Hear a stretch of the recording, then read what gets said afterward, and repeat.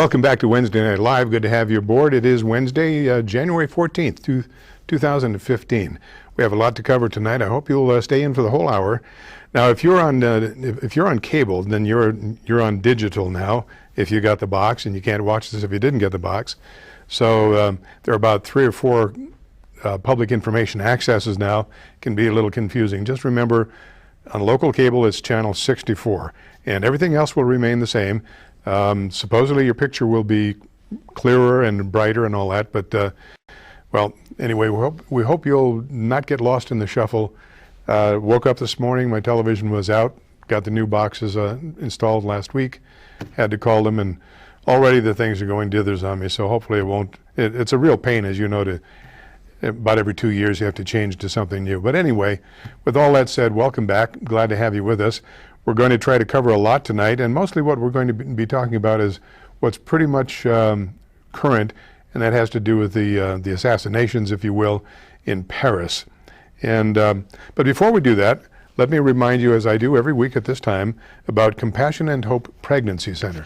Compassion and Hope Pregnancy Center is a nonprofit, pro-life, Christian-oriented help center for women who are pregnant or who have just had a child or are in need of help, and their unborn babies. In other words, they're the antithesis of everything Planned Parenthood.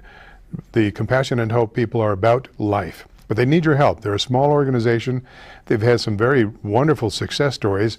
They had 3 live births, I believe it was, last year.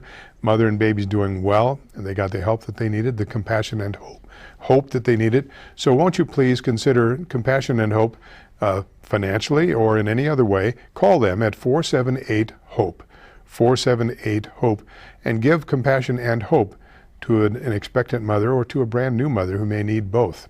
And I know you'll be glad you did. 478-HOPE. Well, we had, boy, you know, you couldn't turn on any channel of television this week without seeing the atrocities that occurred in Paris. And there's no other way to talk about these except to show them for what they are. They were outright assassinations by Muslims, jihadist Muslims. Now, our chief of the state, our head of state, Mr. Obama, does not like to talk about Muslims. As a matter of fact, if you read, I'm not sure which book it is, he's written 2 or 3, but if you read in one of his books, he makes the statement that and I'm paraphrasing it, but if it ever came to a coin toss between America and Islam, he would always stand with Islam. And somehow, it's been brought up a couple times, just kind of glossed over, but people have forgotten. In my opinion, and it's nothing but my opinion based on my observations of what he has been doing for 6 years, the man is a Muslim Marxist, and he's simply showing where he stands. And his fellow travelers, his idiot vice president and his attorney general are just supporting their chief, their leader. So it doesn't surprise me that he will not utter the words jihadist or Muslim. In fact, you may remember in late last year or early this year, I think it was last September, when he spoke at the UN. No, it was in 2012, September of 2012, when he spoke at the UN, and he said, the future does not belong to those who are against Islam. And I thought that was a very interesting way of phrasing it. Now, to put it in context, he also made some off-the-cuff remark about you shouldn't pick on Christians either. It was a throwaway line, but he was very clear about don't mess with Islam. So, in my opinion, and that's all it is from what I've seen on television, what I've read in the newspapers, in books and everything else, the man is a Marxist Muslim, and we're getting exactly what those people who voted for him gave us. And those who did not bother to vote, the 4 million evangelicals who didn't vote, shame on you, because that's how we came up with this character. Well, so let's kind of get caught up to what's going on now. I've got a film clip I want to show you, and the reason I want to show you is the contrast between what has been happening in Paris. You know, France has been known for years as the place where immigrants, especially those of color, could go and feel comfortable, where they could become part of the nation. They could be French. And you know, we had a number of notable American musicians and actors and actresses of color who went to France to become French citizens because they were denied some of their basic rights that they should have had right in their own country, and they didn't feel comfortable here. They went to France where they were comfortable. My goodness, how things have changed. Can you remember before Islam decided to assert itself again? Now, Islam has been asserting itself for 14 centuries. There has never been a moment of peace, relatively speaking, in 14 centuries. Islam has not stirred the pot in some way. But think back before September 11th, 2001, where we could travel freely, where we didn't have to go through all kinds of machinations to get on an airplane. Sure, there were problems. We saw the Muslims, jihadists, at the 1972 Olympics when they slaughtered the Jewish athletes. Unarmed men. They slaughtered them with automatic weapons. Brave warriors for jihad. So we've been seeing this on and off, although it's now been more on since at least 1972, but it's not new. Winston Churchill wrote about the madness of Islam, and Mark Twain even wrote about and made comments about Islam. This is nothing new. What has happened in our 21st century method of communications is now everybody gets to see it when it happens. Now, one of the things that you haven't seen yet, and we're going to show it to you now, is a very brave Parisian woman who is in a very dire situation. The film is narrated in English. The subtitles are in French, so if you are a French student, give you a chance to kind of have a little fun with trying to translate, see how accurate it is. But this is it's a moving story about someone who's caught up because they're on the other side of the religion of peace. Josh, can we show that first one? Please watch this. Dale Hurd has the story from Paris. In a northern district of Paris, a brave shopkeeper named Marie-Neige Sardin guards her little newsstand like a military fort. As a white woman, she is a minority in this mostly Arab-speaking Muslim area. She's been the victim of dozens of crimes. She's been raped, robbed, and had acid thrown at her. She says it's a campaign to get her to leave, but Neige, the daughter of a French soldier, calls her little shop a piece of French soil inside occupied territory, and she says she will not leave. I can't bear to tell my future grandchildren that I have done nothing to preserve our French values, so staying here is marking our territory. German Chancellor Angela Merkel now admits that multiculturalism has failed. British Prime Minister David Cameron has said it too. And they were talking specifically about immigrants from the Muslim world. The left's multicultural dream in Europe was to give Islam a special place in society, with no requirement to assimilate. Multiculturalism has encouraged Muslim radicalism and Sharia law. It's leading to a new tribalism, with groups organizing along religious and ethnic lines. In cities across Europe, only the police stand in the way of open street warfare between groups. In Paris, in Sweden, in Denmark, and in Britain.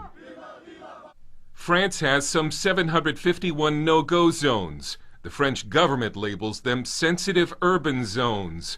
But what they are is dangerous to whites and non-Muslims who enter. French intellectual Guy Millier. It means that it's part of the country where the police don't go, the firemen don't go, and even doctors and the ambulance don't go, except if they have no other choice.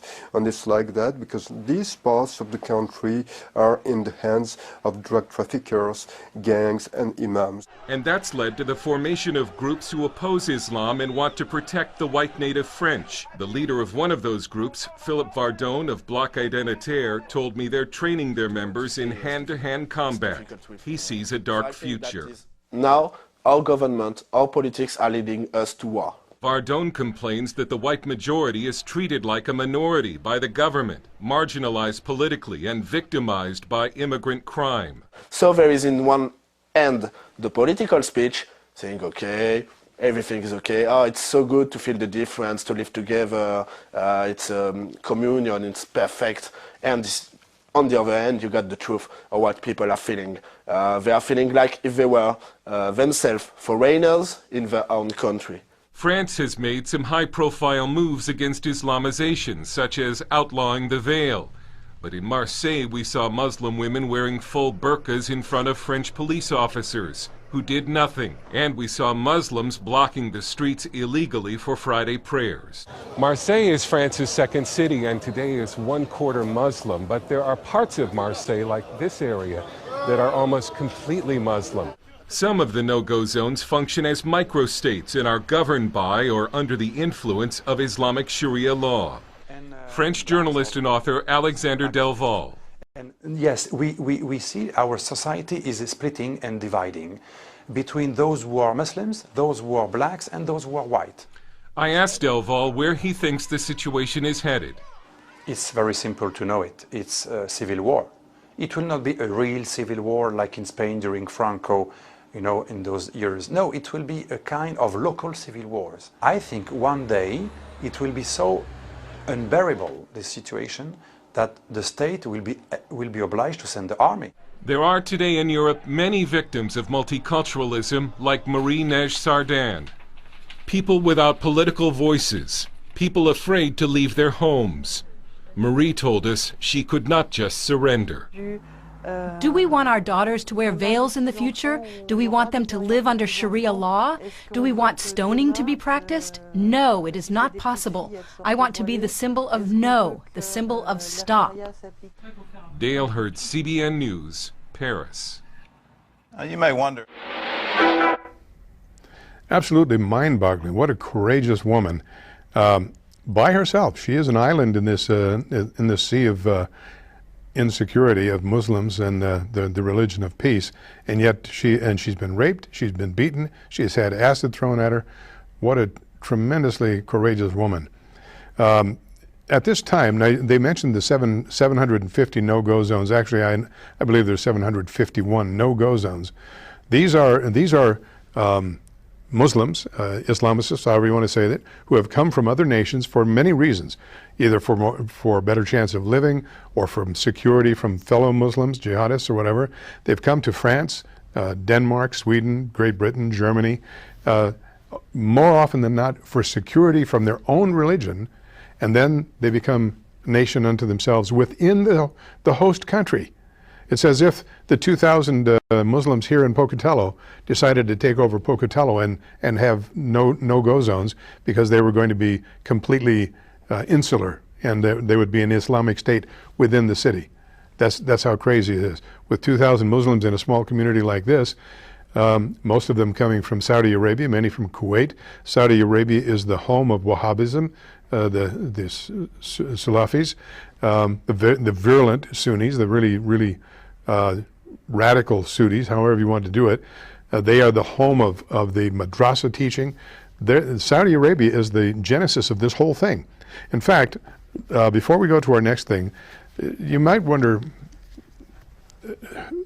Muhammad, the murders at Charlie Hebdo and of the French policemen and all these were done to, well, as the two murderers said, to redeem the name of the prophet, or however they put it. They were redeeming the name of the prophet. What kind of a prophet is this that they go out and murder in the prophet's name? Do you know of anybody, any true believer, let's say in the last 600 years, that has declared they were going to murder somebody in the name of Christ? Now, certainly Christ never directed anybody to murder anybody, as the prophet did himself. As a matter of fact, let me just share something with you. Who is Muhammad?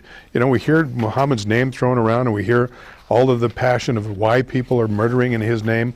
Let's give you just a little insight as to who is this so-called prophet Muhammad. Without Muhammad, there would be no Quran and thus no Islam. Every verse of the Quran is a revelation Muhammad said he received from Allah.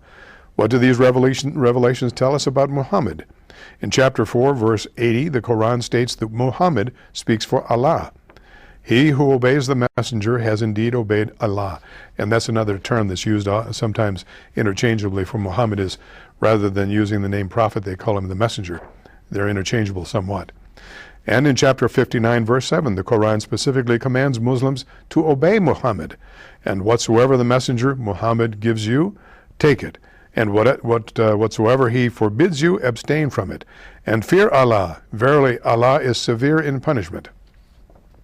And in chapter 33, verse 21, the Quran states that Muhammad is considered the timeless standard by which Muslims should conduct themselves. Now think of the yardstick we're using here, the benchmark. Muhammad is the yardstick by which every good Muslim should measure himself. You and I, as Christians, would contrast this with measuring ourselves with Christ, and the contrast couldn't be clearer. Indeed, in the messenger of Allah, Muhammad, you have a good example to follow, for him who hopes for the meeting with Allah on the last day remembers Allah much. Muhammad is known as the prophet of Allah, the apostle and Allah's messenger. But who was Muhammad? He was born Muhammad bin Abdullah, son of Abdullah, in Mecca in 570 AD. His father died before he was born, and his mother died when he was 6 years old. Muhammad then lived with his grandfather for 2 years until his grandfather died. His uncle Abu Talib then became his guardian. Abu Talib was a successful Meccan businessman, and he initially employed Muhammad as a camel driver in his commercial caravans.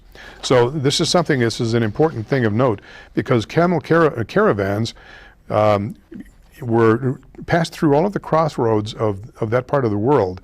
And so Muhammad got exposed to a lot, pagans and other religions, philosophies, and he was not stupid. He was not stupid by any stretch. He was not educated in the sense that he went to a university, but he was far from stupid. He had opportunity upon opportunity to learn as he was traveling, working in these caravans, and he got to see a lot of what was then the Arab world. Muhammad started working his way up in his uncle's business and continued accompanying the caravans. Muhammad met Khadija, who was a wealthy Meccan widow and successful businesswoman. She hired him and eventually became her business partner. They were married in 595 when he was 25 and she was 40. By his late 30s, Muhammad was living a life of material comfort. He and Khadija had 7 children, but of these, only 4 daughters lived to become Muslims and emigrate to Medina. The 3 boys died at young ages. It was in 610 AD when Muhammad, who was 40 years old, claimed to have received his first revelation from Allah while he was in a cave, the cave of Hira, outside of Mecca. Remember, he's from Mecca. He started quietly preaching about these revelations to his family and close friends in Mecca. Khadija became the first Muslim. Remember, that's his first wife. The second Muslim was Muhammad's 10-year-old cousin, Ali bin Abi Talib, but the increase in the number of new Muslims was very slow. For many years, Mecca had been a destination for pilgrims because it was the location of the Kaaba, a sacred building housing hundreds of pagan tribal gods. That's an important thing to remember, the Kaaba. Providing food and lodging for these pilgrims was a lucrative business for many Meccans. But in 613 AD, Muhammad started going around openly preaching that there was only one God. Consequently, resistance to this new religion started building among the Meccans, and the Muslims started being harassed and ill-treated. In 620 AD, Muhammad met with a group of 6 men from Medina who were making a pilgrimage to Mecca. He converted this group to Islam, and the religion started to grow in Medina. They provided a new base of support for Muhammad. In July 622, the Muslims started leaving Mecca for Medina. There were about 70 Muslim males and their families who emigrated from Mecca. Muhammad emigrated to Medina in September of that year, accompanied by Abu Bakr, his close companion and then father-in-law. This emigration was known as the Hijra, and it was so significant for Islam that the year 622 became the first year of the Muslim calendar. In early 623, Muhammad started sending out Muslim raiding parties. This is the yardstick by which all Muslims are to be measured. Started sending out raiding parties from Medina against Meccan caravans and eventually against neighboring Arab tribes who had not accepted Islam. As the Muslims successfully raided these caravans and divided the plunder and conquered surrounding Jewish and Arab tribes, the military strength of the Muslims grew, as did the number of converts to Islam. In 622, there had been about 200 Muslim men, women, and children who had emigrated from Mecca to Medina. Yet in January 630, that's only 8 years, less than 8 years after the Hijra, Muhammad returned to Mecca with an army of 10,000 Muslim warriors and conquered that city. Muhammad continued to live in Medina and received revelations until his death. He died in Medina on June 7, 632 AD. On his deathbed, he gave one last command: It has been narrated by Umar bin al-Khattab that he heard the messenger of Allah, may peace be upon him, saying, I will expel the Jews and Christians from the Arabian Peninsula and will not leave any but Muslims. Now here are a few facts about Muhammad. And remember, we're giving you this background to try to give you a little understanding. Why are these people willing to murder in the name of the Prophet? This concerns his wives. It is generally accepted that Muhammad consummated marriages with 11 women during his life. During the time of his first marriage, he had only one wife, Khadijah. During the last 3 years of his life, he had 9 wives at one time. Muhammad's favorite was Aisha. He was married to her when she was 6 years old, and he was 50 years old. The marriage was consummated when Aisha was 9 years old. In today's language, we would call this a pedophile. Muhammad had at least 2 slave concubines. With one, Maria, the Copt, she was a Christian, he had a son who died as a baby. Muhammad bought, sold, and gave away slaves. For example, after the defeat of the Jewish Bani Qurayza tribe, Muhammad divided up that tribe's property, wives, and children among the Muslims, but some of the women he sent to Najd to be sold for horses and weapons. This is the yardstick for all men who want to be good Muslims. After he died of the Jews, after the defeat of the Jews at Khaybar, Muhammad had the women of Khaybar distributed among the Muslims. Interesting term. Muhammad bought one of his wives, Safiya, for the price of 7 slaves. Muhammad sold Ada bin Khalid, a female slave, sold by a Muslim to a Muslim. Now, our pretender to the throne, Obama, made some very interesting statements about the history of Islam and Muslims in this country and how they were part of the foundations of this country. It's crap. Does that mean there weren't any here? No, it doesn't. Remember that the slaves that were initially brought here did come mostly from sub-Saharan Africa. They were oftentimes slaves of Muslims, and Muslims had no problem with selling other Muslims into slavery. So were there Muslims in the early part of this country? Yeah, there were some here. Were some of them denied the opportunity to worship? Perhaps. Who knows? There are people who claim to know. I would say that the information is somewhat sketchy on that. How much did the Muslims, the Islamists, contribute to the building of this country? Very little as Muslims. As slaves, those who were enslaved, there were at one time almost as many Irish slaves in this nation as there were black slaves. That didn't last long. Most of the Irish slaves either died in draining swamps in the South because blacks were too valuable for that work, so they would put Irish slaves in there, or they were shipped down to the Caribbean, Jamaica, and so on. So it was the chance of finding white slaves was less and less, and then it became nothing in this country. But I wanted to kind of put a fine point on Obama's statement about Muslims being part of this nation. He's taken a grain or a kernel of truth and made it into something far outside of its reality. But I digress. Let's continue. Let's see. The amputation for theft. Now, this is one of the things in the Quran. This is found in 538 of the Quran. Muhammad ordered the hands of many thieves to be cut off. How many hands of thieves did Jesus order to be cut off? Muhammad said he was the first to receive this order of Allah, and he commanded many adulterers to be stoned to death. Again, you may remember the woman at the well who was an adulteress. And what did Jesus do? Did he order her to be stoned? As a matter of fact, he told those who wanted to stone her, "You who are without sin, cast the first stone." And then he forgave her and told her to sin no more. What a contrast. The Prophet's mosque. When Muhammad immigrated to Medina, the first mosque was built on land that had been used as a cemetery by non-Muslims. Muhammad ordered that their graves be dug up, after which construction of the mosque began. Muhammad cursed gays and lesbians, and he said that those committing homosexual acts should be killed. Muhammad said there was no punishment for the killing of anyone who reviled or criticized him. Well, for 14 centuries it has happened anyway. And Muhammad said, "I have been made victorious with terror cast in the hearts of the enemy." So that's a thumbnail sketch of Muhammad. This is the prophet of Islam, the prophet of Allah, for whom murders are committed in his name. And this is the yardstick by which all Muslim men are to measure themselves. And this is a microcosm of the overall story. There's so much more to it. Well, let's go on to the slaughter in Paris now. This is from Sky News Media, whatever it is, and we're going to talk a little bit about the military-style execution. Josh, are we ready on that number 2? Okay, let's watch this.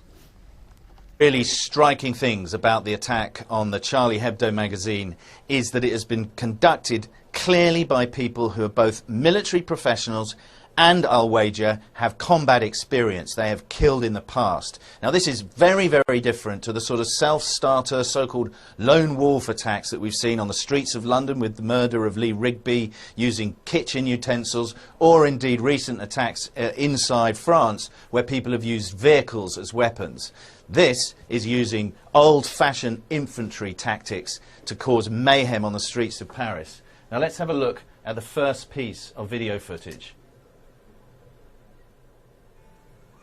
Now I'm going to stop it just before the firing starts. The two individuals who've exited this car these are the two terrorists, 2 of the 3 terrorists. They are moving in what's called mutual support of one another. They're spaced out and they're slightly staggered. One is further forward than the other. But both of them are mounting their weapons correctly. They're taking aim down the sights. They're not spraying. They're not firing from the hip because their target further down the street is a policeman.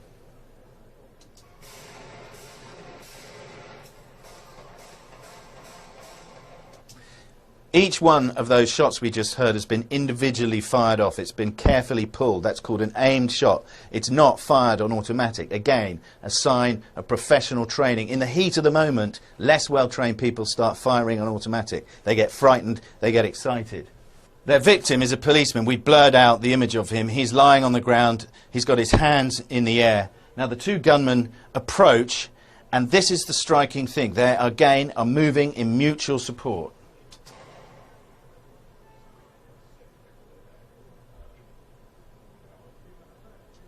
Now, we paused it at the point just before the gunman in the far ground actually executes. He murders the policeman on the street, but he does so without breaking stride. He does it at a jog, with a familiarity with his weapon and a coldness that, to me at any rate, indicates that this man has killed before. They then move on down the street, check that they're safe, and then start moving back to their vehicle.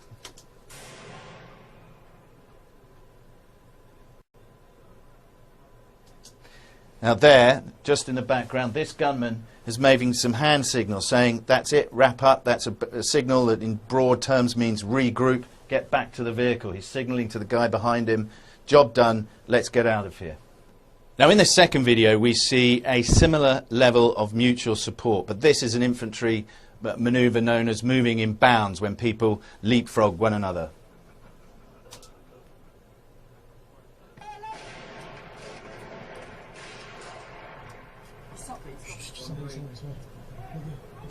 So there we see a gunman at the junction in the street there. He's gone forward. We know from other camera angles that we've looked at that this actually shows the 2 gunmen moving forward and opening fire at a police car. But at this moment, we have 1 gunman forward and 1 is just emerging from next to his car.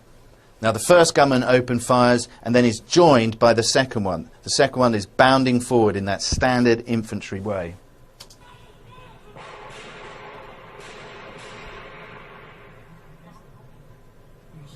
And then they both withdraw, again facing towards where they perceive the threat may come, and they go back to their car. And the chilling moment here is that back at their car, they're extremely calm. Again, that would indicate that they're not overexcited, that they've got control of their adrenal reactions in this fight or flight environment, and that they're pretty relaxed. They've done this before.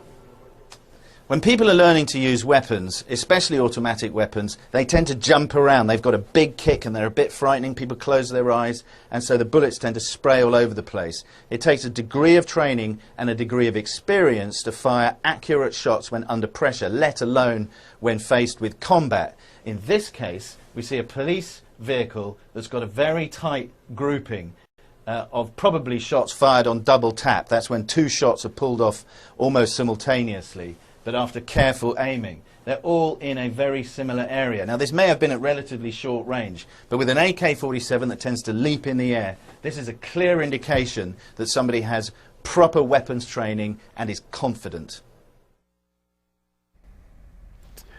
Interesting. So we see that these jihadists, these Muslims, are well trained and dedicated. And remember, it is the wish of every dedicated jihadist to be a martyr. He must, if he wants to go to Muslim heaven, he has to die in jihad. I won't say combat, because here is a police officer on the street who was unarmed, who's assassinated. Now, the police car that you saw there pulled up apparently as a response to the help call from the Charlie Hebdo. And I don't know if those officers were armed or not, but they were certainly ambushed.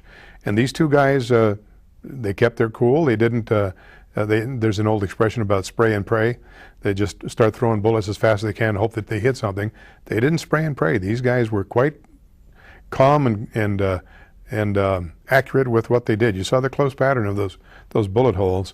I shudder to think what would happen locally if one of our or two of our officers were ambushed like that. We used to train for that in Los Angeles, for that possibility 30 years ago, 40 years ago. Doesn't change it, though. It's just as frightening today as it was then. And in today's world, unlike 40 years ago, we didn't have the dedicated jihadists who wanted to die. They're willing to confront you because they hope you'll kill them, because they need to kill you. All right. Now, what has emerged? What has come from this in France? Keep in mind that France is a nation of a little over 50 million people, not really big in population, and 10% of that nation is Islamist, Muslim, and these Muslims they reside in this so-called banlieues, which is a French word meaning suburb, and they have taken those banlieues and turned them into small nation states where nobody's allowed to go. Now there is what is happening now in Europe is rather frightening, because it's not just the Muslims who are going after people to kill them. There is a very strong anti-Semitic movement that's been going throughout Europe now. So Jews are in a real spot. They're once again, as has happened for thousands of years, Jews have their backs against the wall, except God bless them, this time it's never again. They're not going to take it laying down, as we've seen with the formation of Israel, as we've seen since Israel became a state, 67 years ago, whatever it is. Jews are not willing to just roll over and take it anymore. They are willing to fight back. Now, this next clip, it's a little disconcerting to think that this has to happen, but here is a clip that shows exactly what I'm talking about when it comes to Jews. Are we ready on that one? Okay, please watch this.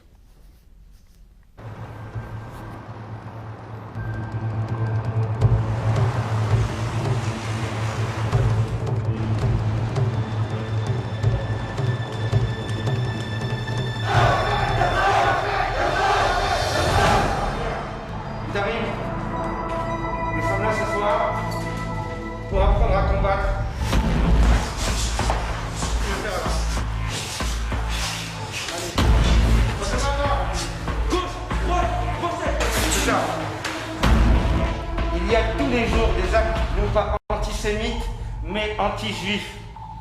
Nous allons apporter une réponse systématique à chaque agression anti-juive.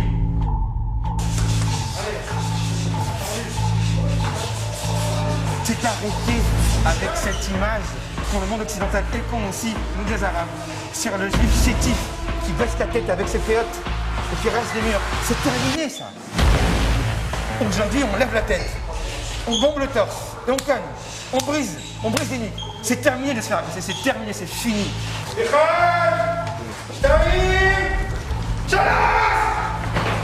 Les nazis pendant la Seconde Guerre mondiale parlaient allemand. Les nazis aujourd'hui ils parlent arabe. Ils sont musulmans. Nous combattons le nazislamisme.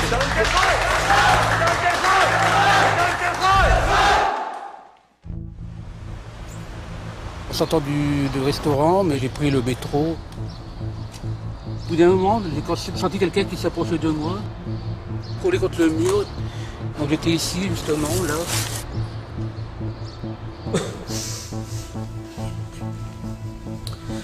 J'ai reçu des coups au visage, donc j'ai le nez cassé, et puis après quelqu'un a sorti de sa poche quelque chose, je pensais que c'était un couteau, et c'était un marqueur, et sur mon torse il m'a fait une croix gammée, comme ça, en créant sa juif, voilà. J'étais en direction nationale dans la nuit du 4 juin. J'allais à la veillée et je suis agressé avec des haches. Des jeunes juifs qui sont agressés, bah, il faut répondre par la violence. Et donc on est là pour ça. Et voilà. La justice juive. La justice juive. La justice juive.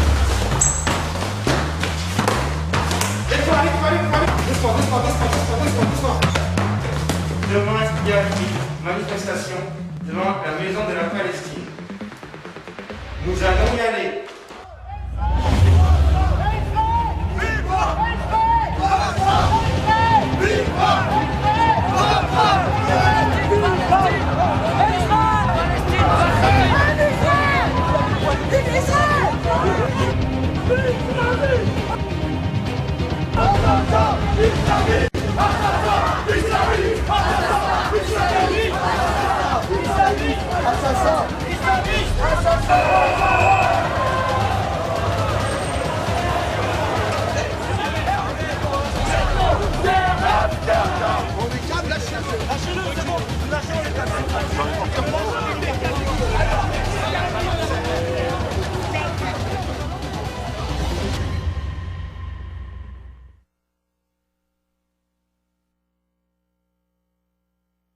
What it would be like to live here in our own town, where you had to send your sons and daughters to learn how to fight to defend themselves because of their religion, or because of their color, or whatever you want to, however you want to do it. Now, I have to disagree with them trying to enter the Palestinian delegation. That was stupid. I understand their motivation, but I think it was stupid, and I'm very saddened to see them dusting up with the police. The police officers have a job to do, and I don't like that. But you have to give some empathy, a word that was misused by the former First Lady recently. You have to give some empathy to these youths who are Jews. Now, in France, the Jews number about 500,000. That's about 10% of the Muslim population, which is 10% of the French population. The Jews in France are the third largest grouping of any nation, right behind Israel, the United States. Last year, 7,000 Jews immigrated from France and went to Israel because they no longer feel secure in the country of their birth. Jews have been in France for hundreds of years, maybe thousands, in all of Europe, and yet they feel insecure in their own areas, just like what we saw. Well, you and I are not old enough, most of us, to remember it, but what we've learned about the way the Nazis persecuted the Jews during the Second War. This is nothing more than Nazi Muslims, or Muslim Nazis, as this young man pointed out. It's very true. What a terrible thing that your children would have to grow up and learn to be this aggressive just to protect themselves. Now, I had another film. I wasn't able to capture it for you, but it went in line with this. And in this particular film, a young girl is walking down a Parisian street by herself, and one of these mighty Muslim warriors walking the other direction, just with no provocation, no warning, nothing, cold-cocks her, knocks her flat on her butt, and leaves her sprawled there. One of the other youths goes up and yells at her, and then they leave. A young woman doing nothing because she was white, because she was in a no-go zone. Who knows? Who knows? But that's what it's coming to. And there is a backlash that is forming in Europe. Remember now that Sweden, Denmark, Germany, France, and the United Kingdom have all taken in these Muslim emigres who have set up their own little nation states. There's a powder keg there that is not about to explode. It is slowly exploding. It's going to be bad. It could happen here. We are not immune. This is, if you ever wanted to just look things up to see how we're doing in America, here in Pocatello, we live in a bubble. We don't see this. Look up Dearborn, Michigan, where there's a large concentration of Muslims. It ain't pretty, folks. And that's not the only. There are some 3 million Muslims in the nation now, so that's what, 330 million. That's 1%. What happens when they reach 10%? And they have not yet renounced this religion of theirs that requires them to murder somebody if you don't submit, if you do not Islam, to the religion. All right, let's go on to the next one. Now here again, if you've been watching the news this last week, you've seen this. This is nothing new. Picture yourself going to the market. You're going down to Fred Meyer's or any market in town, minding your own business, and out of nowhere, while you're picking a jar of pickles off the top shelf, some moron with a balaclava on his face and an AK-47 comes in and starts shooting. He doesn't know you and you don't know him. All you've done is you've gone out to do some supermarket shopping, except in this case, it's the hyperkosher. It is a Jewish or kosher deli or kosher market in Paris. Can we show that one, Josh?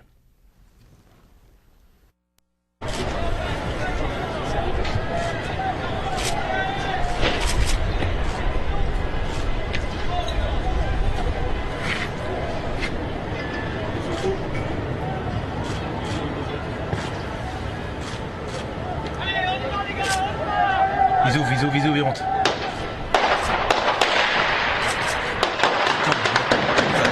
Oh la vache.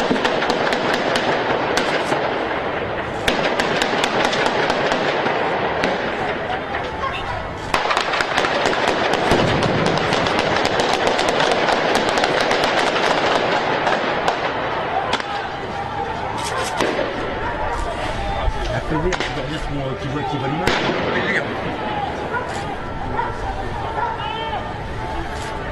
Je vois une fille, ça y est, il libère des otages, c'est fini. Je crois qu'ils l'ont eu. Bon, les gars, on passera pas la nuit.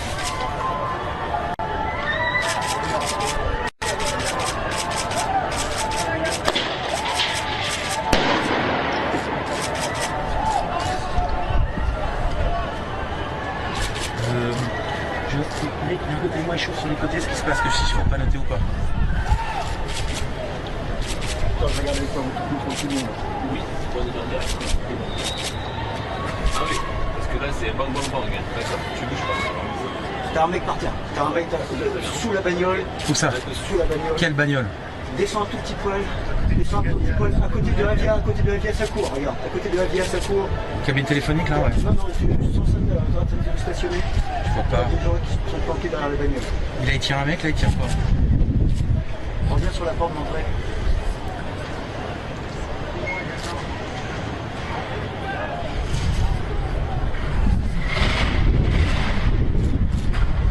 Ils ont pas tiré un mec là? Les mecs qui rengainent, ils ont pas tiré un mec, regarde près de Avia. Non, c'est des civils qui se planquent. Là ils se regroupent sur la gauche du truc. Il y a un mec qui sort sur la droite. Je l'ai, ok. Ah merde, toi.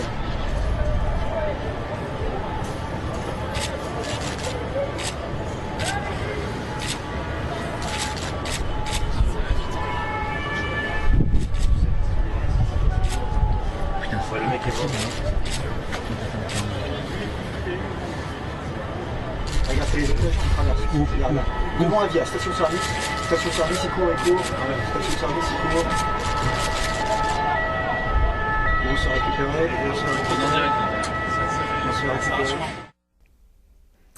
So there you see it. Somebody's out shopping, minding their own business, and in the name of Allah, and to avenge the Prophet, this madman goes in and murders 4 people who are doing nothing but being Jewish in public and going to a kosher market. That's their sin, according to these people. All right, so then the next day, within a day, maybe I think it was the next day, we saw this. Josh, let's roll that next one, please. Kosher store close to the Porte de Vincennes, just in the east of Paris. You're seeing there world leaders arm in arm together. Angela Merkel in arm with François Hollande, who is arm in arm himself with Ibrahim Boubacar Keïta, the president of Mali. Mali obviously has been a country in focus or in the spotlight over the past few years from this perspective, and when it comes to fighting Al-Qaeda in the Islamic Maghreb and in the Sahel.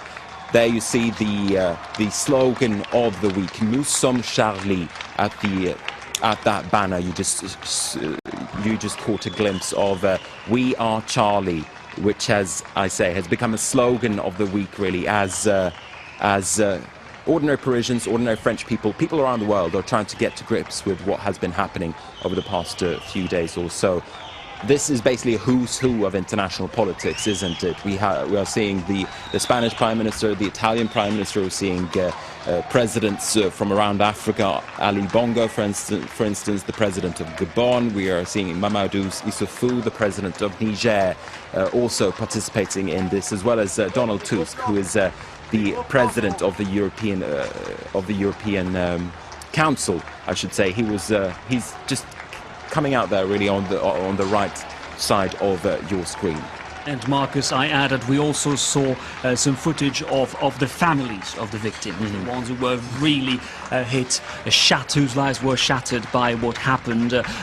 They were also walking in front of the march. A very important healing process, as you said, for the country, for its political class, but first and foremost for the relatives, for the families of the victims, of the cartoonists, of the police officers, and of those customers who were killed at the kosher shop on Friday. Because of Where was the President of the United States? Where was the leader of the free world? Where was Obama? Now, we know he wasn't golfing, and I don't think he was fundraising, but why wasn't he or the Vice President or the chief whatever of the law, the legal, and his name eludes me. I'm seeing his face and I can't remember, strange as that may seem, but where was our representative to stand with? Even Mahmoud Abbas from Palestine was there. Netanyahu who had been asked not to be there because the French president does not like. The French president is an anti-Semite, and he had asked Netanyahu not to be there. And yet here was Netanyahu, probably the most visible target in the world, and he's right in the front of that march. Where was Obama? That's leading from behind, I guess, as he usually does. All right, we're going to change horses now. Something dramatically as every bit as significant in a different way as this. This is I guess you'd call it a press release that came off the internet today.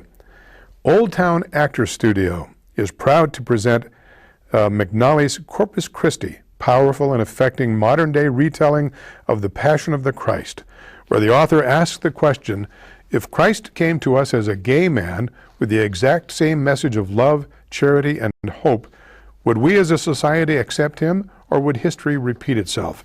A truly moving piece filled with humor, emotion, and a deep reverence for one of the most significant and transformative stories of all times.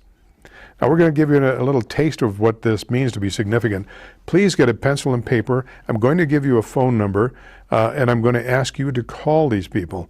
But let me first show you a trailer that has been, this is a professionally made trailer for this degenerate play. And I can't think of any word strong enough to describe this degenerate play, Corpus Christi. Are we ready on that first one, Josh? Please take a look at this. Were you there when they crucified my Lord? We are going to tell you an old and familiar story. One you've all heard over and over, again and again. One you believe, or one you don't. There's no suspense, and pure surprises. You all know how it turns out. I think that's one of the reasons I wrote Corpus Christi. I think I profoundly believe that we are created in God's image, and I'm as much created in his image as anybody else on this planet. It's a play that attacks the very heart of Christianity, Christ himself. It makes Christ, who is sinless, a sinner. It makes him a homosexual. And I wish people would say what really upset us about this play is that you said that gay men and women can live good, moral, decent, Christian lives. God will judge for what's going on. Error and evil have no rights.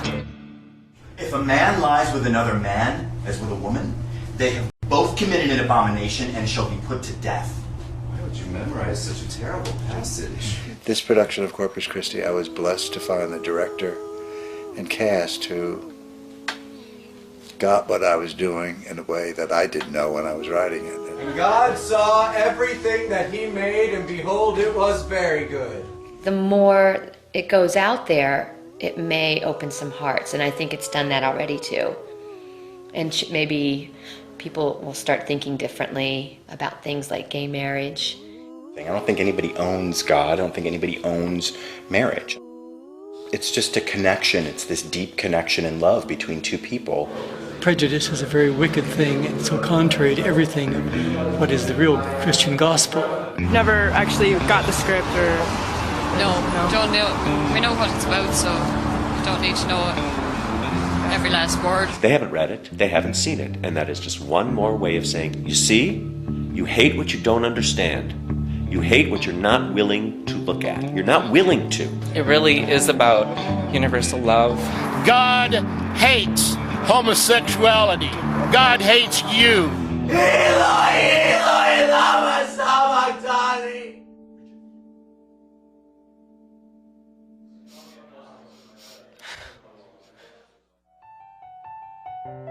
You are not alone. And so just know that this community is coming now together. We're creating a dialogue, an important dialogue that needs to happen.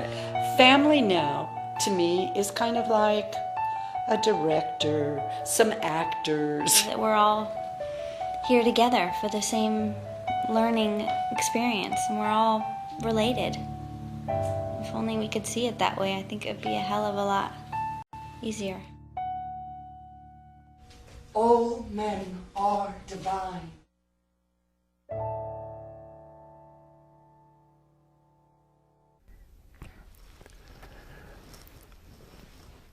Can you imagine if these people had the audacity to portray Muhammad as they are portraying Jesus Christ? Can you imagine what would happen even in this town? You got 2,000 Muslims here. How many do you think would put up with them portraying Muhammad like this? Now, I seriously doubt any Christians are going to go down and murder any of these people in the name of Christ. But I have to say, I'm sickened by this degeneracy that the LGBT community has, they've been pushing their agenda now into our little town. 2 years ago, roughly 2 years ago, they got this so-called non-discrimination ordinance passed. They spent $156,000 and countless man hours to make sure that we would be suborned to their will. They are determined to make us a focal point, maybe of the whole western United States, I don't know. But they feel so emboldened by having got that through, by their very public image now, where they're willing to come out and say, yes, I'm a gay man, or whatever. They feel so emboldened, they know they're safe, they know they're secure, they don't have to answer to anybody except themselves, because they are their own God, their passions are their own God. So they're secure, and now they feel so secure that they would bring this filth into our city, a city that is overwhelmingly Christian, at least 60% Mormon. I don't know what the other percentage of Orthodox Christianity is. We're an overwhelming Christian community. There are a couple of churches here who espouse the LGBTQ lifestyle and say that it's okay, but most of us don't, and yet they're bringing this. And all this is a deliberate slap in the face to those who truly believe the Christian message. And it's a parody. And if we allow this to happen without saying something, without writing to the newspaper, without calling this phone number, and I asked you to get a pencil and paper, the phone number, please call this phone number and issue your objection to it, 478-6886, 478-6886.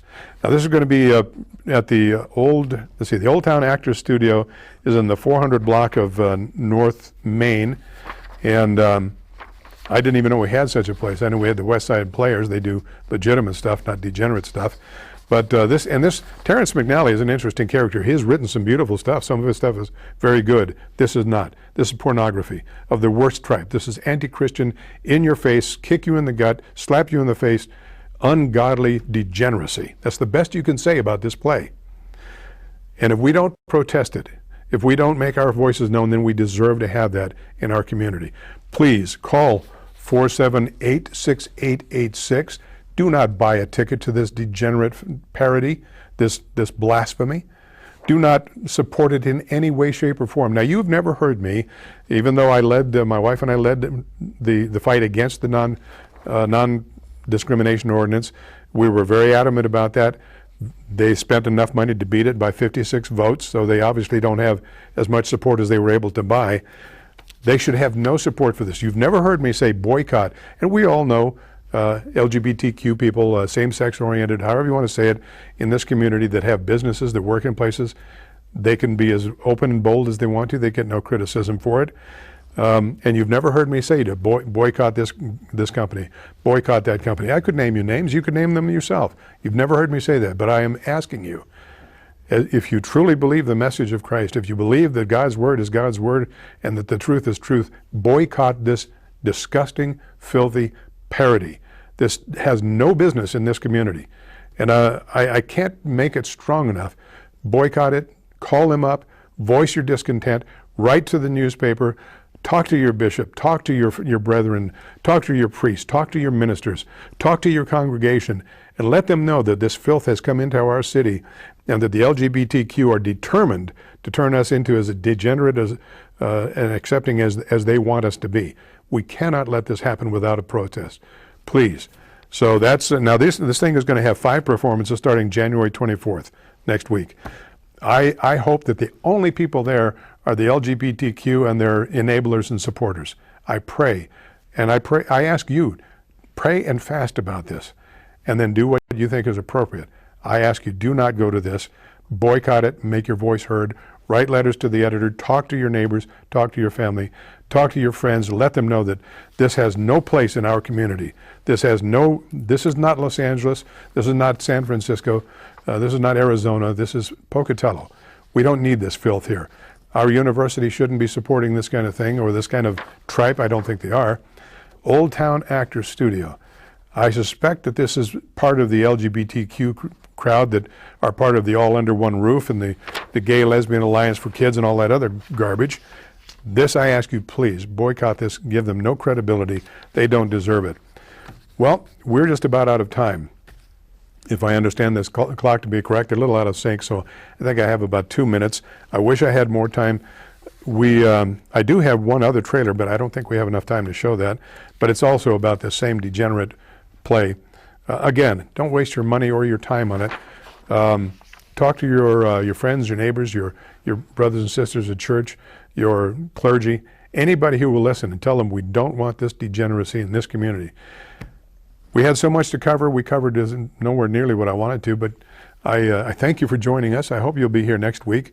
God bless you. Have a good, safe week, and pray for our nation. You've seen what's happening in Europe. Pray for Israel. They have got their back against the wall. Pray for France. You know, without France, we probably wouldn't have a nation. The French were the first to come to our aid in our fight for liberty. God bless you. Good night.